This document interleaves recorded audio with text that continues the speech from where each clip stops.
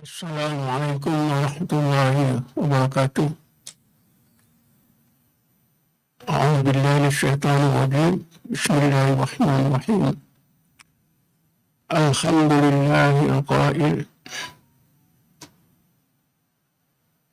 Bala man aslama wajhahu lillah wa huwa muhsinun falahu ajruhu inda rabbih wala khawfun 'alaihim wala hum yahzanun. Asyhadu an la ilaha illallah wahdahu la syarika lah wa asyhadu anna Muhammadan abduhu wa rasuluh. Allahumma shalli ala sayyidina Muhammadin nuril anwar wa ala alihi al-azhar wa ashabil akhyar wa sallim tasliman katsira. Allahumma nawwir qulubana binuri hidayatika kama nawwartal arda binuri syamsika abadan abada birahmatika ya arhamar rahimin.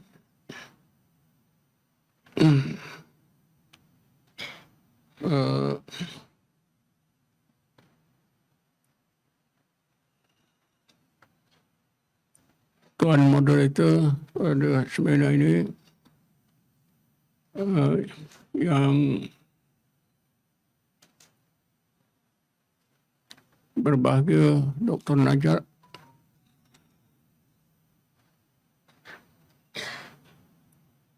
para doktor dan seterusnya, ustazah,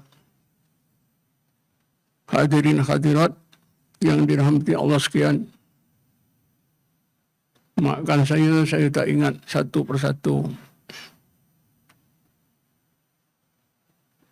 nama para doktor dan hadirin hadirat sekalian.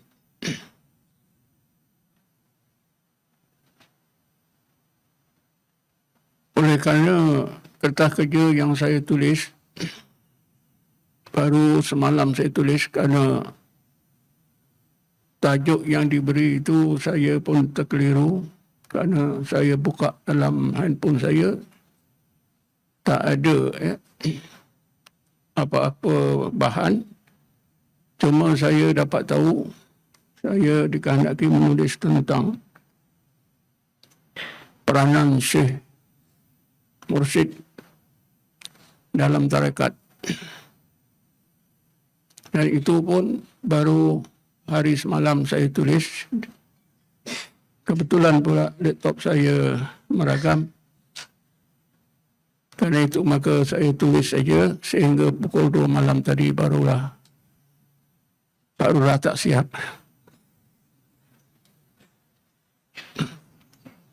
Kerana itu saya lebih suka bercakap itu saja. Tuan-tuan boleh tengoklah kertas kerja yang saya buat tu yang tak sempurna.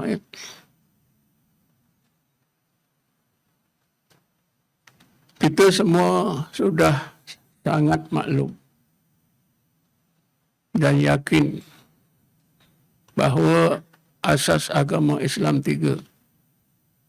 Islam rukunnya 5, iman rukunnya 6, dan ihsan an ta'budallaha ka'annaka tarahu fa in lam takun tarahu fa innahu yaraka. Umat Nabi Muhammad ini berdasarkan kepada 3 asas agama ini, ada yang digolongkan dalam golongan muslimin. Inilah majoriti umat Islam.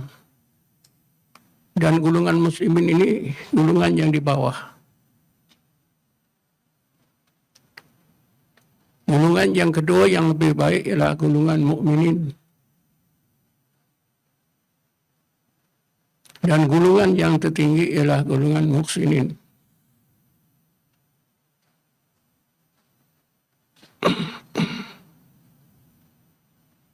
Golongan muhsinin ini sangat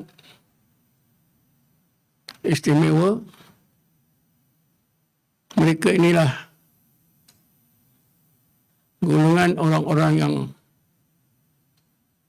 disebut sebagai ahlullah. Julasaihi, ahli Allah, orang-orang yang hampir kepada Allah. Wa khassatihi, orang-orang yang khusus di sisi Allah SWT. Kalau dalam Quran disebut golongan muqarrabun.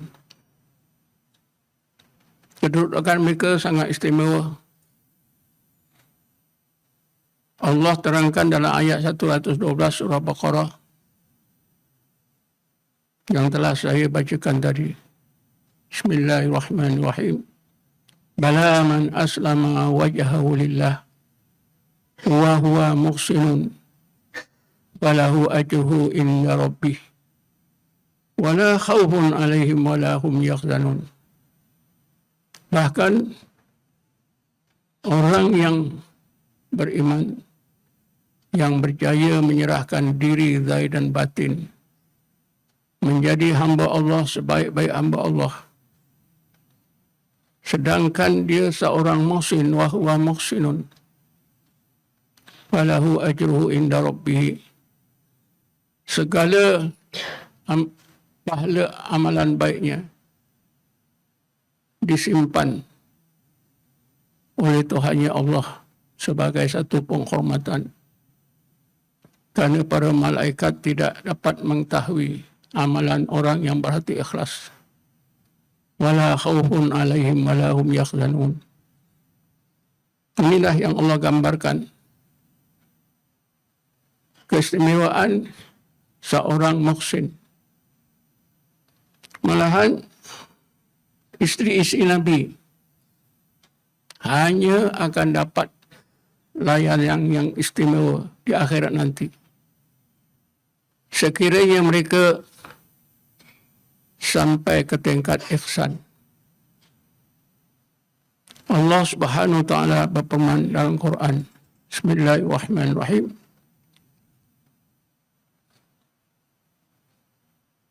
Fa inna Allah a'adda lil muhsinati minkunna ajran azimah. Sesungguhnya Allah telah menyediakan bagi kamu isteri-isteri Nabi yang berjaya menjadi muhsinah, pahala yang besar. Jadi sebagai isteri Nabi bukanlah tiket yang terus dapat layanan istimewa di sisi Allah. Allah syaratkan isteri-isteri Nabi pun mesti sampai ke tingkat ihsan. Tanpa sampai ke tingkat ihsan, tidak menjadi seorang muhsinah, tentulah layanan sebagai isteri Nabi tidak dapat keistimewaan.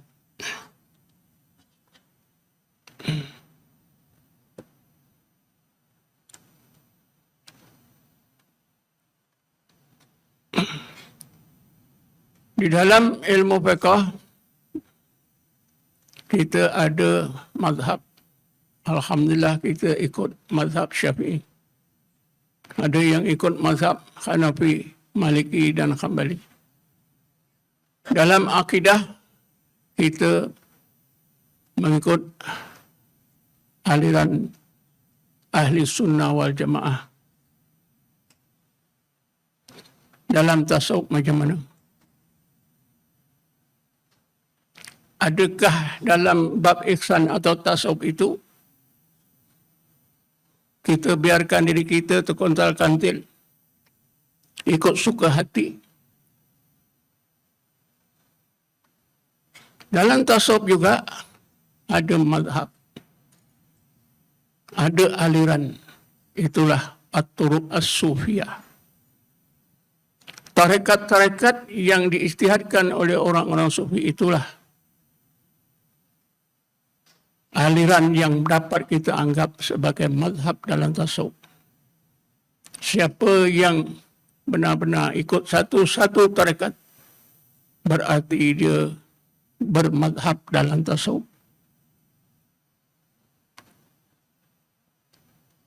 Kita ingat Imam Ghazali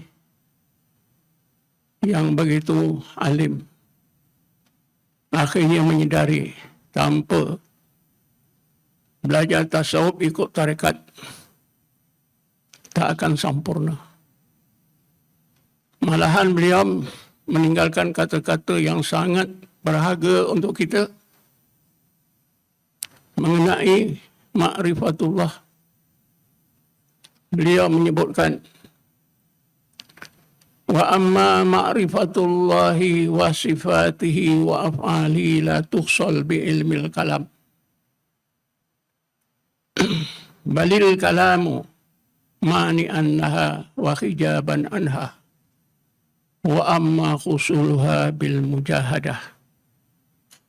Lianna Allah Ta'ala qala fi kitabil karim walladzina jahadu fina lanahdiyannahum subulana.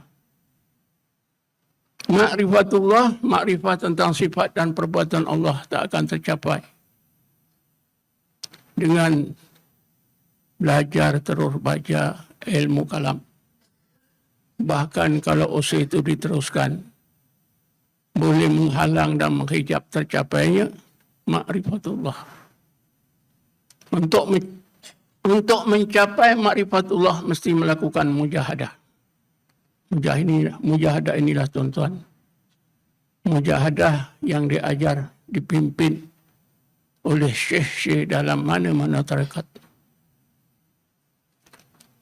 Dan ini dilakukan oleh Imam Ghazali sesudah beliau belajar ilmu tasawuf. Dan cara-cara mujahadah itu ada diabadikan oleh Imam Ghazali dalam banyak hasil tulisannya. Syekh Fakhrul Razi juga seorang ahli tauhid, seorang ahli tafsir yang terkenal. Meninggal dunia tahun 606 Hijrah. 606 Hijrah, 100 tahun sesudah Imam Ghazali. Apabila beliau menemui Syekh Najmuddin Al-Kubra, beliau dikurniakan Allah hidayat, kesedaran untuk belajar tarekat Kabrawiyah. Terus daripada Syekh yang pertama, Syekh Najmuddin Kubra, yang meninggal dunia tahun 618 Hijrah. Kalau di Mesir, kita dapati Sultanul Ulama Izzuddin Ibnu Abdul Salam, meninggal dunia tahun 660 Hijrah. Beliau belajar tarekat Saziliyah daripada Syekh Abu Hasan As-Sazili yang meninggal dunia tahun 656 Hijrah. Apa yang saya ceritakan, tokoh-tokoh ulama ini mempelajari ilmu tarekat. Tujuan saya ialah untuk mengingatkan kita semua bahawa kalau kita tidak bertarekat, berarti kita tidak ada mazhab dalam tasawuf, tidak ada mazhab dalam ihsan. Dan susahlah kita untuk mencapai derajat ihsan, untuk menjadi seorang muhsin. Sebab itu Maulana Zakaria Kandalawi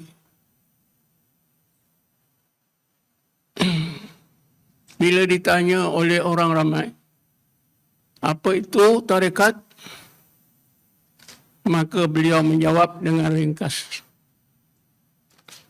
Tarekat itulah kaedah amalan yang bila diamalkan membolehkan seseorang sampai ke derajat ihsan, menjadi seorang sufi. Lalu jawapan beliau itu diabadikan oleh beliau dalam kitabnya Asy-Syariah wa Thariqah.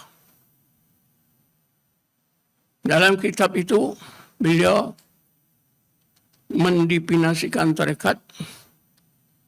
At-tariqatu hiya at-tariqah allati yumkinu biha al-wusul ila darajatil ihsan alladhi yuqalu bihi at-tasawuf. Tarekat itu ialah jalan mujahadah yang boleh menyampaikan seseorang ke derajat ihsan. Ihsan itulah juga yang disebut dengan istilah tasawuf. Hadirin hadirat yang dirahmati Allah sekalian.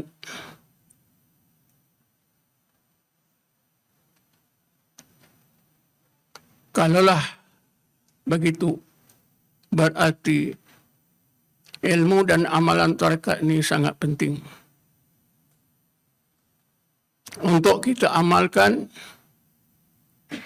dan kita pelajari bersungguh-sungguh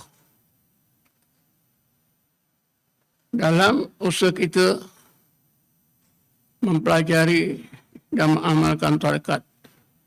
Kita mesti dipimpin oleh seorang syekh mursyid. Di sini kita nampak peranan seorang syekh mursyid dalam tarekat adalah sangat penting. Sangat penting. Kerana apa yang saya faham, seorang syekh mursyid berkewajipan menyampaikan 3 perkara. Taklim, tarbiyah, dan tarkiyah. Taklim kita faham, tarbiyah kita juga faham. Tarkiyah, kalau kita nak faham dengan senang, membantu murid, membantu jemaah untuk sampai ke tingkat ihsan. Sehingga murid-murid jemaah yang dipimpin dapat mengalami apa yang Rasulullah sebut. Al-ihsan an ta'budallah ka'annaka tarahu fa in lam takun tarahu fa innahu yaraka. Ihsan itu ialah anda beribadat kepada Allah seolah-olah anda melihatnya. Jika anda tidak lagi merasa seolah-olah melihatnya, anda akan terasa Allah sentiasa melihat diri anda. Seorang ahli hadis yang meninggal dunia tahun 795, tak salah saya, Ibnu Rajab Hambali, dalam kitabnya Jami'ul Ulum wal Hikam menegaskan bahawa apabila seseorang sampai ke tingkat ihsan, orang mukmin tersebut akan melalui 2 tahap. Tahap yang pertama, an ta'budallah ka'annaka tarahu. Di tahap ini, mukmin tersebut difanakan oleh Allah. Ketika difanakan itulah mukmin tersebut dapat mengalami apa yang Rasulullah sebut seolah-olah melihat Allah. Kerana apa? Mengapa Rasulullah menegaskan seolah-olah melihat Allah? Kerana yang dilihat oleh pandangan hati, pandangan roh bukanlah Allah, tetapi ayat-ayat Allah yang berada di alam malakut. Seperti yang Allah tunjukkan, perlihatkan kepada Nabi Ibrahim AS dalam firman-Nya, Bismillahirrahmanirrahim. Wa kadzalika nuri Ibrahima malakutas samawati wal ard waliyakuna minal mukminin. Demikianlah kami perlihatkan dalam pandangan roh, pandangan hati Ibrahim alaihissalam ayat-ayat kami yang terdapat di alam malakut, di langit dan di bumi. Waliyakuna minal mukminin, supaya Ibrahim alaihissalam menjadi seorang yang yakin, Seperti juga yang Allah kurniakan kepada golongan ulul albab yang disebut oleh Allah dalam ayat 190 surah Al-Imran. Bismillahirrahmanirrahim. Inna fi khalqis samawati wal ard wa ikhtilafil laili wan nahar la ayatil liulil albab. Sesungguhnya di dalam alam malakut, kejadian-kejadian yang di langit dan kejadian-kejadian yang di bumi. Dalam alam malakut peredaran malam dan siang, terdapat ayat-ayat Allah yang dapat dilihat oleh pandangan mata hati atau roh ulul albab. Jadi kata Ibn Rajab Hambali, ketika seseorang mukmin diletakkan oleh Allah dalam keadaan seolah-olah melihatnya, ketika itulah mukmin tersebut difanakan oleh Allah. Dan ketika itulah ilmu mukmin tersebut ditingkatkan oleh Allah kepada makrifah. Bila ilmu ditingkatkan ke tingkat makrifah, berarti ilmu yang pada akal ditingkatkan oleh Allah ke dalam hati. Ilmu dalam hati itulah makrifatullah, yang disebut juga oleh Rasulullah dalam sebuah hadisnya, al-ilmu ilmani, ilmun sabitun fil qalbi fadzaka ilmun nafi. Inilah makrifah. Wa ilmun fil lisan fadzaka hujjatullah ala ibadi. Satu lagi ilmu di lidah. Ilmu di lidah inilah yang Allah jadikan ukuran untuk menentukan nasib seorang di akhirat nanti. Kalau baik dimasukkan ke surga, kalau sebaliknya dimasukkan ke neraka. Tetapi kata Ibn Rajab Hambali, oleh kerana hamba Allah ni sedang dalam keadaan seolah-olah melihat Allah dalam keadaan fana. Walaupun hamba Allah ni dikurniakan oleh Allah makrifah, digelarkan arif billah, tetapi sifat kehambaannya masih tidak sempurna, naqis. Maka hamba Allah di tingkat pertama ini, menurut Ibn Rajab Hambali, dapatlah dipanggil arif an-naqis. Arif kerana dikurniakan oleh Allah ma'rifatullah, naqis kerana sifat kehambaannya tidak sempurna. Kenapa tidak sempurna? Kerana ketika seorang fana biasanya tidak melakukan apa yang Allah perintah. Contohnya Ashabul Kahfi, tinggal di dalam gua 309 tahun. Mereka difanakan oleh Allah, mereka tak lakukan perintah-perintah Allah. Kerana mereka diletakkan dalam hakikat oleh Allah Subhanahu wa taala. Kemudian kata Ibn Rajab Hambali, fana itu akan berakhir. Inilah Rasulullah tegaskan, fa in lam takun tarahu. Fana akan berakhir. Berapa lama tidak dapat diketahui. Allah saja yang tahu. Fa in lam takun tarahu, bila fana ini sudah berakhir, tahap ihsan yang pertama sudah berakhir, masuklah tahap yang tertinggi, fa in lam takun tarahu fa innahu yaraka. Tahap yang kedua inilah tahap baqa' billah. Seorang yang dikeluarkan oleh Allah daripada fana, diletakkan oleh Allah dalam baqa' billah, kehambaannya menjadi sempurna. Jadi ketika itu disebutlah arif al-kamil.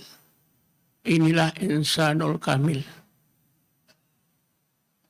Dilihat dari sudut ini, tuan-tuan, kita semua diberi peluang seluas-luasnya oleh Allah untuk mencapai tingkat ihsan, untuk menjadi seorang insanul kamil seperti yang disebut oleh Dr. Ali tadi. Kenapa? Kerana bila Allah letakkan di tahap yang kedua dalam keadaan baqa' billah, maka kehambaan orang tersebut jadi sempurna. Ilmunya ditingkatkan kepada makrifah, jadi arif. Kehambaannya disempurnakan oleh Allah, jadi kamil, jadi arif al-kamil. Inilah yang diterangkan oleh Ibn Rajab Hambali. Oleh kerana itu, peranan seorang syekh dalam tarekat adalah sangat penting. Kerana itu, seorang syekh tarekat mestilah lengkap dengan syarat-syarat yang telah ditetapkan oleh ramai ahli tasawuf. Syarat-syarat tersebut tak perlulah saya nak sebut satu-satu. Tapi yang paling penting ialah seorang syekh itu mesti tetap berjalan di atas syariat Islam. Menjaga syariat Nabi kita Muhammad SAW sangat penting.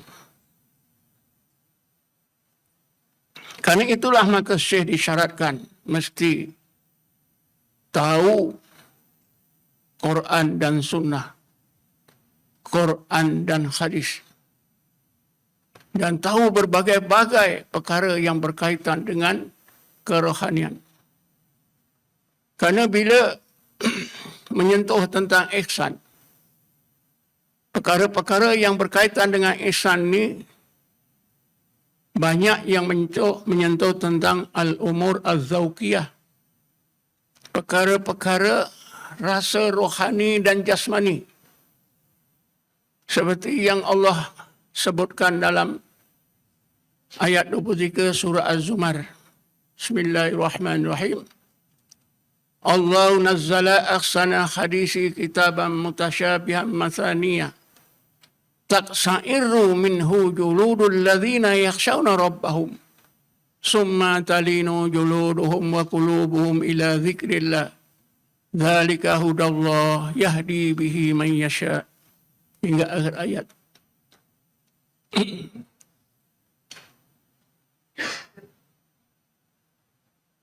Begitu juga ilmu tarekat atau ilmu ihsan ini melibatkan perkara-perkara yang disebut al-umur al-muqasafah, perkara-perkara kasyaf, perkara-perkara yang luar biasa, karamah.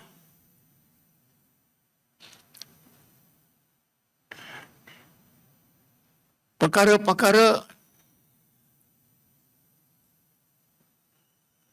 yang lain yang berkaitan dengan perkara-perkara maknawiyah. Misalnya martabat 7, Nur Muhammad. Bila dibincangkan dalam tasawuf, perbincangannya adalah berkaitan, adalah melibatkan, adalah merupakan perbincangan perkara yang maknawi. Perkara-perkara yang maknawi senang menirukan orang-orang mukmin yang tidak dapat memahami perkara-perkara tersebut dan tidak juga mempunyai latar belakang yang cukup mengenai tafsir dan makna-makna hadis. Hadirin dan hadirat yang dirahmati Allah sekalian,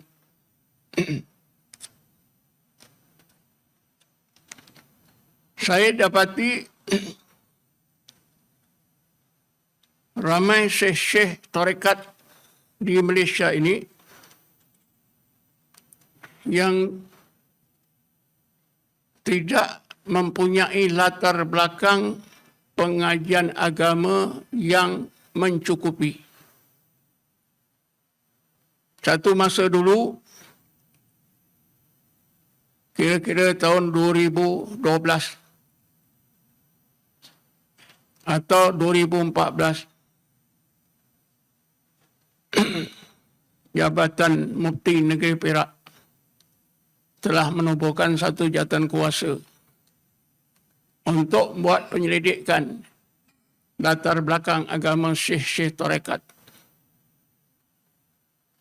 yang ada di Negeri Perak, khususnya tarekat Naqsabandiyah. Antara hasil kajian yang mengejutkan kita ialah semua syekh-syekh tarekat di sana tidak mempunyai latar belakang pengajian agama yang mencukupi.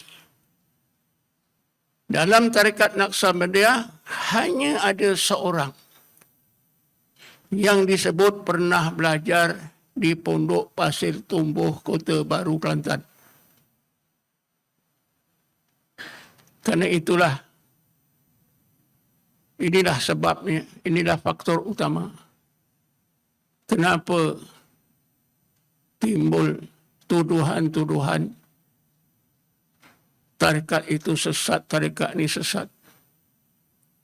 Karena syekh-syekh mereka sendiri yang memimpin jemaah tidak mempunyai latar belakang agama yang mencukupi. Maka timbullah berbagai masalah yang bercanggah dengan akidah.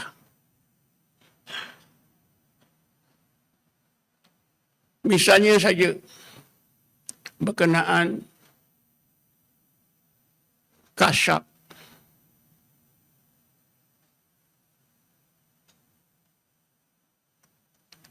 Kalau kita pahami kasyaf pada diri Rasulullah, pada diri sahabat, Rasulullah bukanlah kasyaf 24 jam. Karena kasyaf ini bertujuan untuk mengetahui perkara-perkara yang gaib. Rasulullah disebut dalam Quran, Bismillahirrahmanirrahim, "Lau kuntu a'lamul ghaibah lastaqsartu minal khairi wa ma masyanis su." Kalau aku tahu yang gaib, maknanya Nabi tak tahu. Ya. Kalau aku tahu yang gaib, nascaya aku boleh buat banyak kebaikan. Dan tidak ada keburukan yang menimpa pada aku.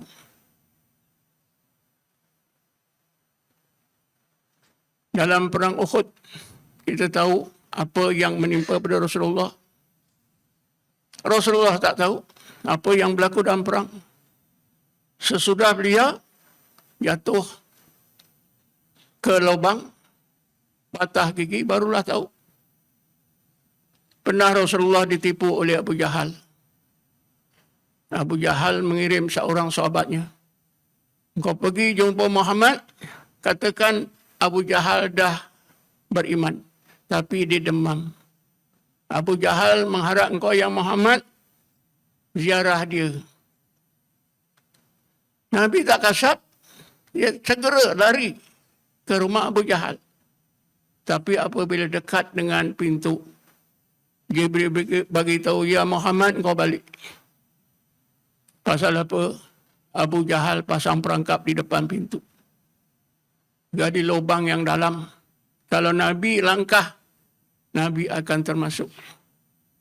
Tapi dalam cerita itu yang tuan-tuan mungkin sudah tahu, Abu Jahal bergegas mengejar Nabi. Dia sendiri termasuk dalam lubang. Kenapa Nabi tak kasyaf? Dalam perang Hunain, tentera Islam 12,000 kalah. Kenapa Nabi tak kasyaf? Kalau Nabi kasyaf, tentulah dia tahu kita kalah. Begitu juga sahabat Sayyidina Umar. Memang ada kasyaf, tetapi bila dikehendaki oleh Allah. Bagaimana yang cerita yang terkenal yang kita tahu semua. Ketika Sayyidina Umar menjadi khalifah, beliau membaca khutbah, tiba-tiba Allah kasyafkan. Nampaklah tentera dalam bahaya. Sayyidina Umar berhenti daripada baca khutbah meraung, Ya Sariya al-Jabalah. Selamatlah tentera Islam menang. Tetapi sesudah itu,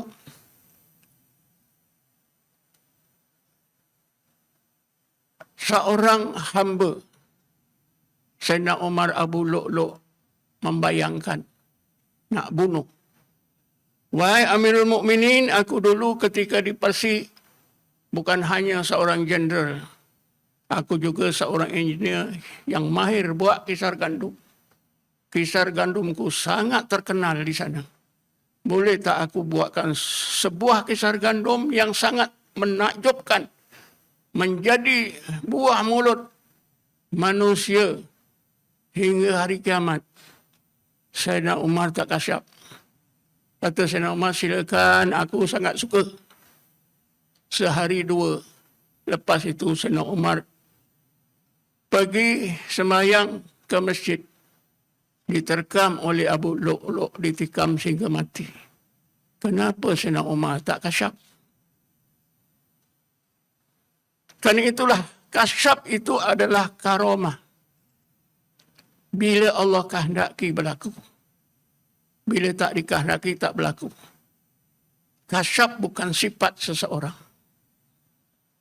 Tetapi saya dapati ada syekh-syekh tarekat yang bila duduk dengan jamaah, bila duduk dengan sesiapa, tak ada cerita lain. Kasyaf, kasyaf, kasyaf, kasyaf.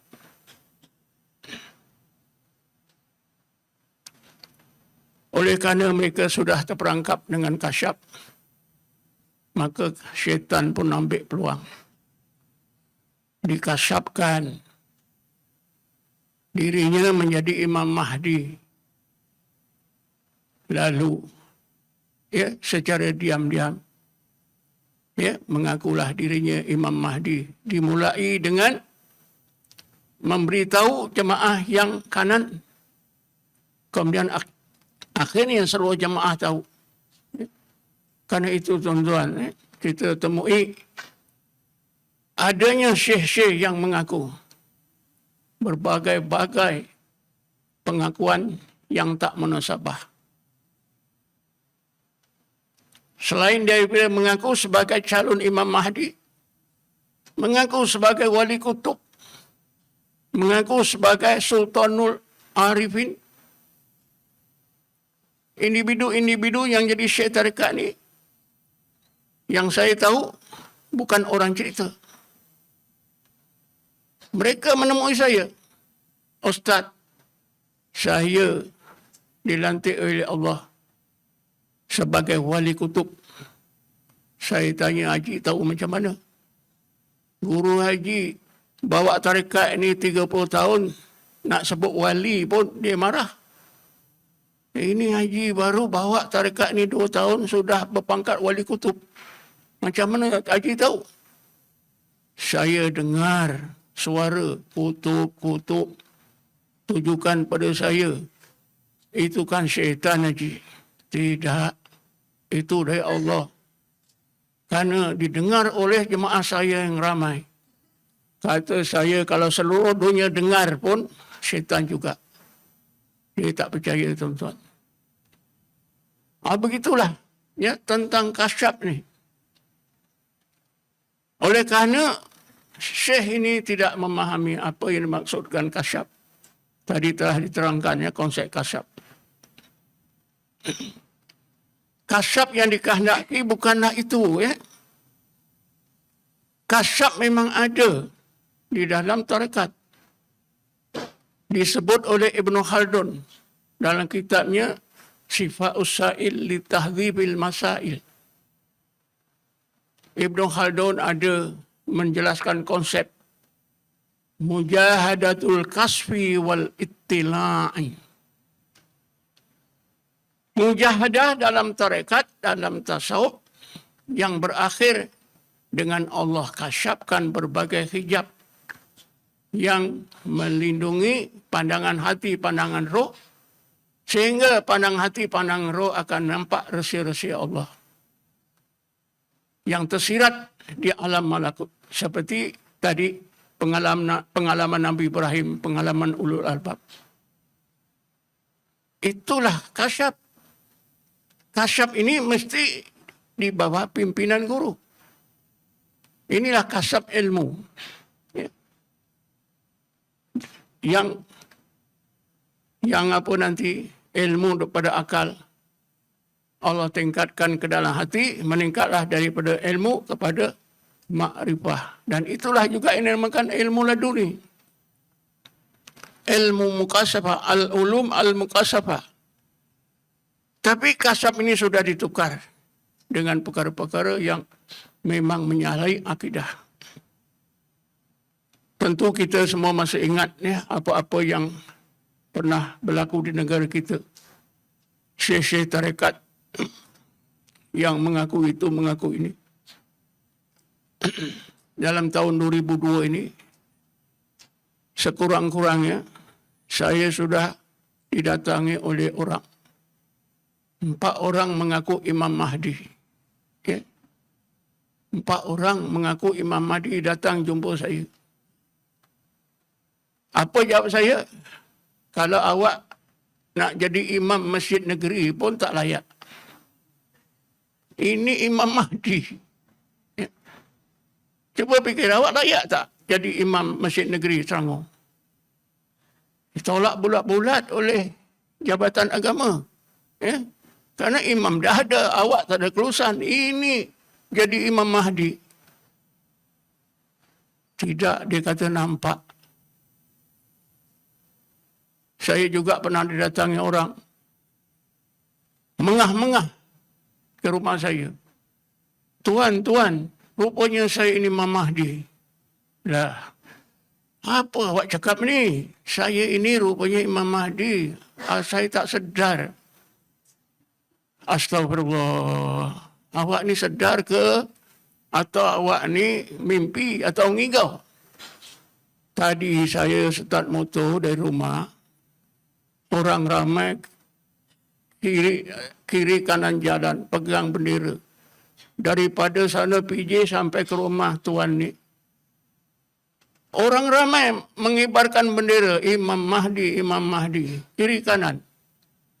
Itu kan syaitan. Mana ada orang. Seorang pun tak ada kiri jangan. Hal macam ini dah tuan-tuan ni. Jadi banyak apa ni perkara-perkara istilah-istilah dalam tasawuf ini yang tak dipahami oleh syekh tarekat. Akhirnya mereka ini menjadi punca penyelewengan, penyesatan. Sebab itulah saya pilih tajuk ketah kerja saya ini mudah saja. Syekh Mursyid meluruskan yang bengkok, menyernaikan yang keruh. Kalau sebaliknya itu bukanlah syekh tarekat. Nabi berpesan kepada kita dalam sebuah hadis yang diriwayatkan oleh Tibrani. Satu ketika Rasulullah bersabda, Irhamu khulafai. Irhamu khulafai. Qalu man khulafa'uka ya Rasulullah. Rasulullah menjawab, alladzina ya'tuna min ba'di yarwuna ahadisi wa yu'allimuhan nas. Ulaika khulafai fi tablighi wal irsadi in istaqamu ala syariati. kata-kata Rasulullah yang akhir tadi. Ini istaqamu ala syariati. Seorang syekh dalam tarekat itu mesti istiqamah dalam syariat zahir dan batin. Itu sangat penting. Untuk istiqamah inilah perlu kepada ilmu yang mencukupi, ilmu fiqahnya, ilmu tauhidnya, ilmu tasawufnya, dan berbagai masalah yang berkaitan dengan istilah-istilah dalam ilmu tasawuf. Misalnya, ketah kerja tadi Nur Muhammad Martabat 7. Di dalam ilmu tasawuf dibincangkan, ini maknanya kita membincangkan di peringkat maknawiyah. Di peringkat maknawiyah, bukan peringkat ilmu biasa. Sebab itu ramai orang menyalahkan wahdatul wujud. Wahdatul wujud mereka fikir dengan otak. Sedangkan wahdatul wujud itu natijah ilmu dalam hati. Maknawiyah. Perkara maknawiyah dipikir dengan akal, mana boleh betul. Nur Muhammad pun maknawiyah. Dipikir dengan akal, tak betul. Ya. Sebab itu Ibn Khaldun dalam kitabnya Muqaddimah, dia menegaskan apa juga istilah di dalam ilmu tasawuf. Hanya ulama tasawuf saja yang faham. Hanya ulama tasawuf saja yang boleh bahas dan menerangkan. Kerana istilah-istilah dalam ilmu tasawuf itu melibatkan al-umur az-zawqiyah, al-umur maknawiyah. Kerana istilah-istilah dalam tasawuf itu melibatkan perkara-perkara yang maknawi, perkara-perkara zawqi. Sehingga Ibn Khaldun menegaskan, sekalipun istilahnya yang mudah, kalau bukan seorang sufi, dia tak tahu. Satu contoh istilah yang mudah. Ialah yaqadah. Yaqadah ni maknanya jaga. Lawannya an-naum. Tidur. Tidur lawannya jaga. An-naum lawannya yaqadah. Ya. Walaupun yaqadah dan naum ini kita sudah tahu, maknanya tak tahu, apa lagi ulama tentu tahu. Kalau bukan sufi, dia tak akan faham. Hanya orang sufi saja akan faham, kerana orang sufi sudah mengalami. Maka timbullah ungkapan yang terkenal, man lam yadhuk lam yadri. Siapa tak rasa, dia tak tahu.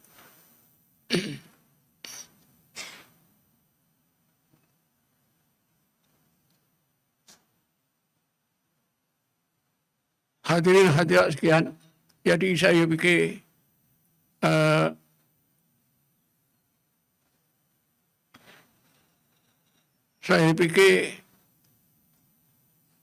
saya nak simpulkan mengenai apa yang saya cakapkan ini, iaitu seorang syekh mursyid dalam ilmu tarekat mestilah mempunyai ilmu yang diperlukan, terutamanya mengenai Quran dan Sunnah atau Quran dan Hadis. Sebab itu Syekh Junaid kata, siapa yang tak tahu Quran dan Sunnah tidak boleh menjadi seorang syekh. Tapi malangnya itulah syekh-syekh tarekat di negara kita ini, ramainya tidak mempunyai latar belakang pengajian agama yang mencukupi. Kerana itulah mereka bercakap pada jemaah dengan perkara-perkara yang benar-benar berlawanan dengan akidah dan syariah. saya memang selalu mendengar ya dakwaan mereka yang tidak munasabah, sehingga ada yang mendakwa ya dirinya bukan saja tahu tafsir Quran yang ada, tapi tafsir Quran yang di Lauh Mahfuz pun ada, pun dia tahu. Ilmu dia teramat sangat tinggi berbanding dengan ilmu Imam Ghazali. Ilmu Imam Ghazali itu ibarat isi kukunya saja. Ini bukan fitnah, tuan-tuan. Saya sendiri dengar. Ada hamba Allah yang berjumpa saya. Dia kata, doktor, rupanya saya ni kedudukan saya sangat tinggi. Lebih tinggi daripada doktor. Alhamdulillah, kata saya. Bukan saja lebih tinggi daripada doktor. Lebih tinggi lagi daripada Imam Ghazali. Macam mana, tuan-tuan? Saya tak bantah, saya diam. Tapi orang-orang macam inilah yang bila memimpin jadi kocak-kacik. Sedangkan tarekat itu kalau dilihat daripada perjalanannya akan melintasi destinasi apa? Nafsu dan syaitan.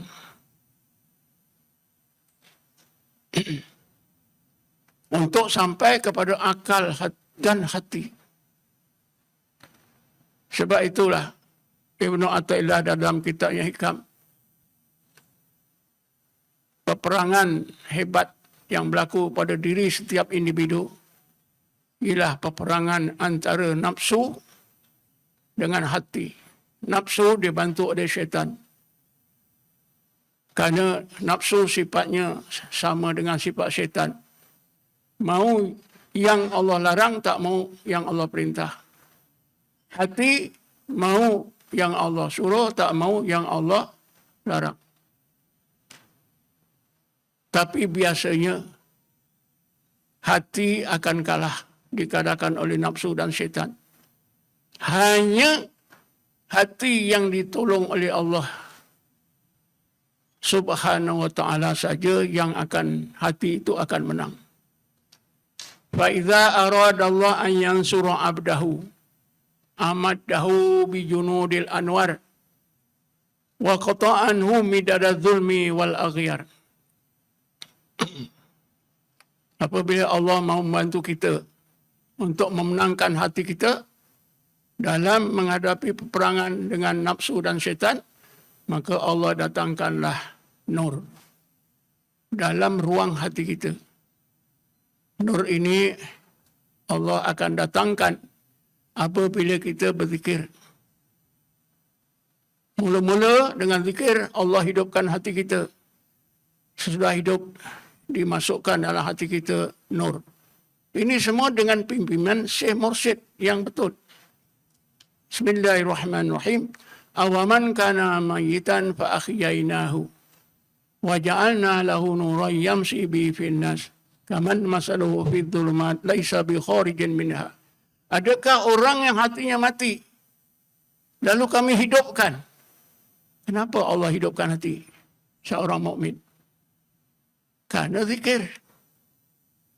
Karena zikir. Sebab itu Rasulullah bersabda, masalul ladzi yadhkuru rabbahu wal ladzi la yadhkuru rabbahu kamasalil hayyi wal mayit.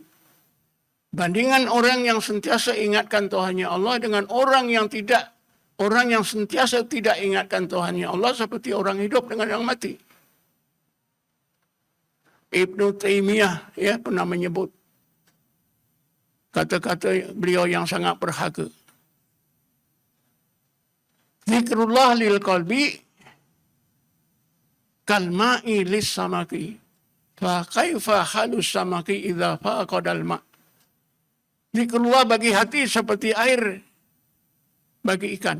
Macam mana ikan kalau tak ada air? Mati. Macam mana hati kalau tak ada zikir? Mati. Jadi hidupnya hati kita ini disebabkan zikir.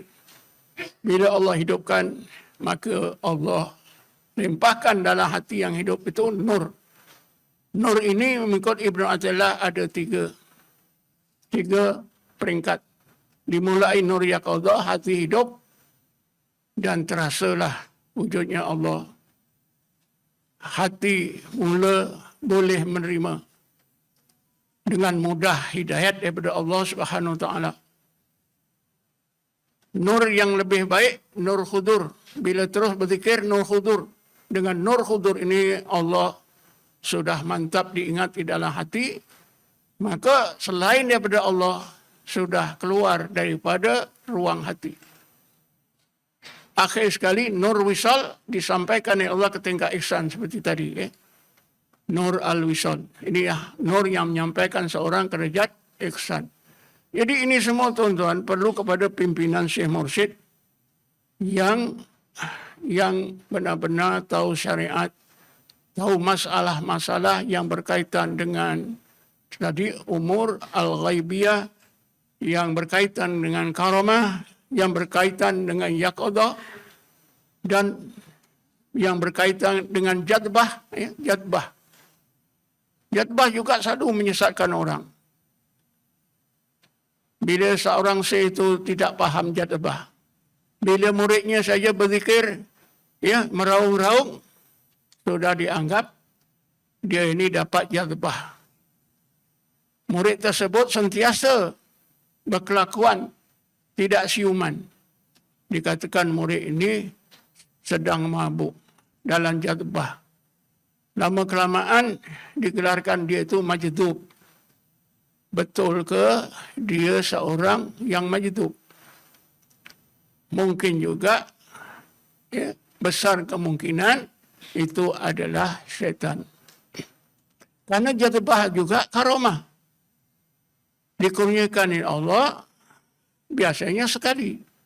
Jadi kalau jadbah ini sudah menjadi sifat seseorang, sudah digelarkan majdub, tak keluar daripada keadaan jadbah, betul ke dia majdub? Kebanyakannya bila kita periksa disebabkan syaitan semata-mata. Begitu juga bab-bab fana, juga perkara fana juga banyak menyesatkan. Jadi kerana itulah seorang syekh dalam tarekat memang perlu mahir dalam masalah-masalah ini. Kalau tidak, habislah. Belum lagi perkara-perkara yang berkaitan dengan sihir, berkaitan dengan istidraj.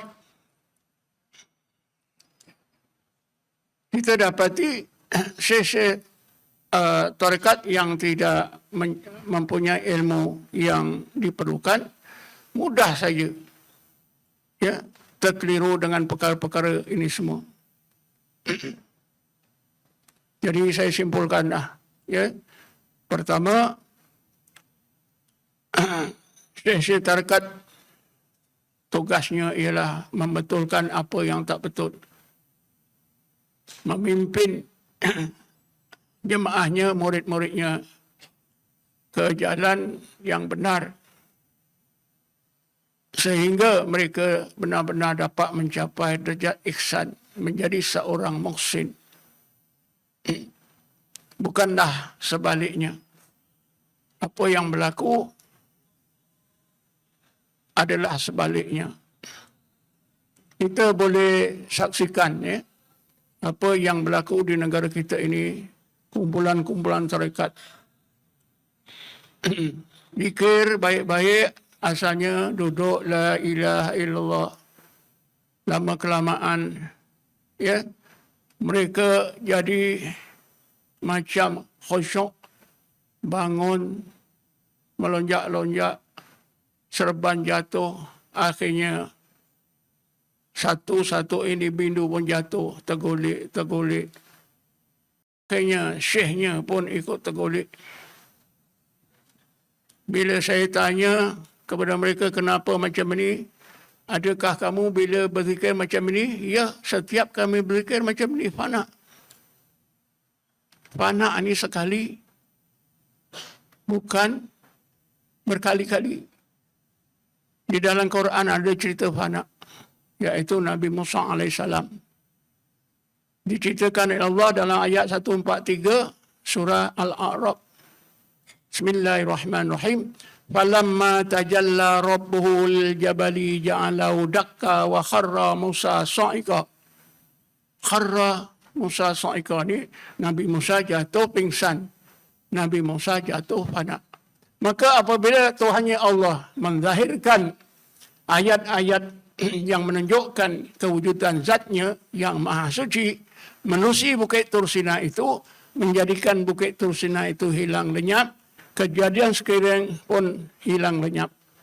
Ini maknanya Nabi Musa tak nampak lagi Bukit Tur Sina dan seluruh kejadian. Kenapa?